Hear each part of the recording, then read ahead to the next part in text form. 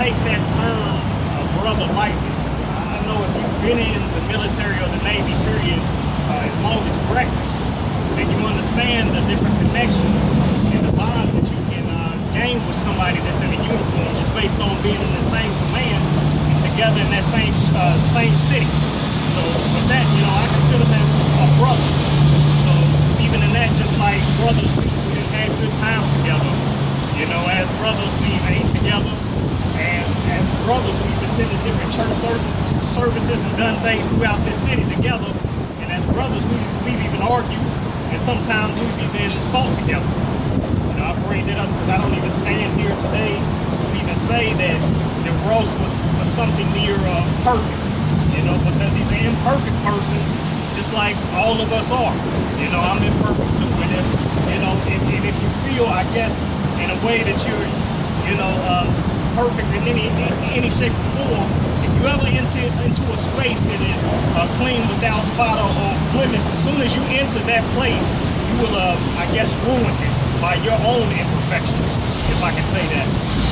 I guess the only thing I can find about Ross, even in his imperfections, that I guess outweighs everything is the passion that he lived with. You know, I guess if anybody in here's ever been in an argument with Ross, then you know he lives with passion.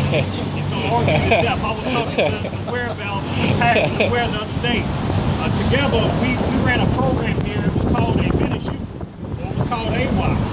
And in this program, we had young kids about from 3 years old all the way up to 23 years old, and we worked to them to try to teach them things that they would be able to use out in the community to be better people in the city of New Orleans. So, you know, the church we went to, it was located in uptown New Orleans, in a very impoverished area. So what we wanted to do, we wanted to get with these people. We noticed there was a problem with spending. We wanted to get together and talk about financial stewardship.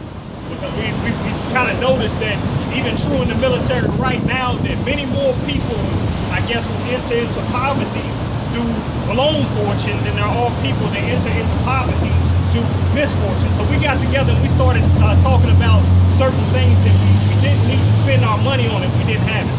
So one of the items we talked about Michael Kors purses, and we talked about Gucci bags.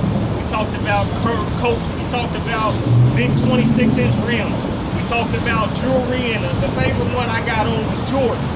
We wanted to talk to the people, the young people in the community about, you know, why are we not spending our money on Jordans and things like this?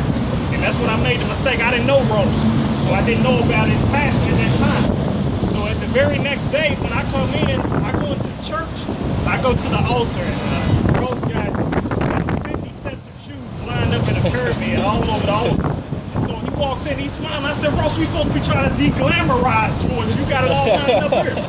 So of course, when the kids came in, none of them paid attention to the illustration because they were all paying attention to the Jordans that he had lined up there.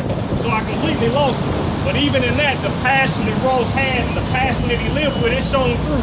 Because he wound up giving away hundreds of dollars of shoes that day. These were Jordans he barely even touched. He still had them in the box. And he was giving them out to kids that day. You know, and that's just a memory that I want to keep of Ross personally, is the passion he lived with. Because according to the faith that Ross and I shared, Ross is gone. You know, he's gone.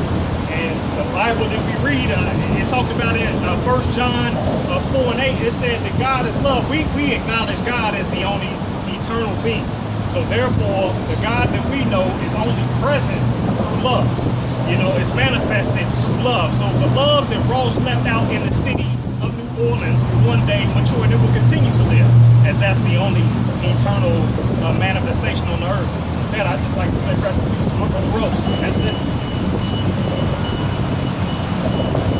The floor is open. If anybody else has got anything to say about Ross, feel free.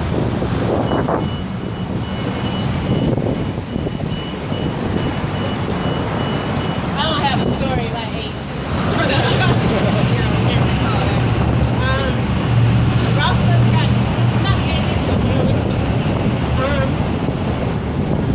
When Ross first got there, you know, we had our issues, don't get me wrong. We had our issues. He first interacted with my son. That was the first interaction I had that showed the passion with him, his daughter, and then with my son. Like David was talking about, he is very passionate about this stuff. Very. You don't meet people like that. When I get passionate about work, he gets passionate about the same thing. With life in general. So some of the good things I remember, blasting music in 900 Division, like a stereo system. If anybody ever came down there, it was like a club in 900 in the supply office. If you ever need something, of course, he will try to get it for you. Like, no doubt. You'll try to get with him. He'll try to get it for you. If it was personal, to this day, there's stories that I've told him that I appreciate, that I haven't heard out anywhere else. So I know my stories stay with him.